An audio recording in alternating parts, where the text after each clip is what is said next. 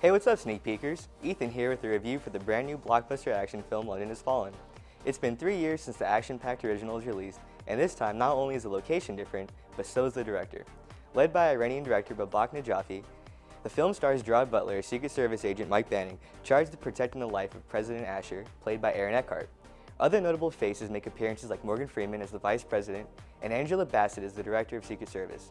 We spend most of the time following Butler as he massacres scores of terrorists with whatever weapons he can find.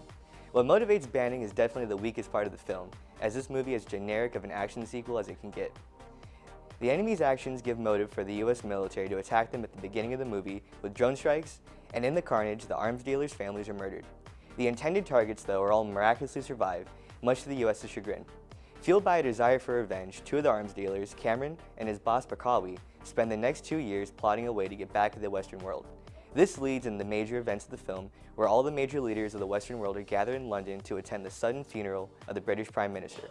Despite the obvious threat of such an event, all the leaders find themselves in the English capital, accompanied by minimal security. Cue a series of explosions, gunshots, and other acts of terror, and suddenly the US president is the only surviving world leader after a full-blown attack. Agent Banning thus finds himself stranded in a foreign city with the perilous task of single-handedly keeping President Asher alive. Perhaps my favorite part of the movie was this: the action sequences. Banning finds himself shooting, stabbing, strangling, and wrestling his way through armies of armed combatants. CGI is heavily used throughout the film, and it looks better sometimes than others. The standout element of the action was definitely the way the cinematography tracked Banning through the scenes, mixing lengthy single shots with sudden jarring cuts to add moments of anxiety. While the action is impressive, sadly, sneak peekers, it doesn't make up for the incredibly forced acting as well as the terrible pacing.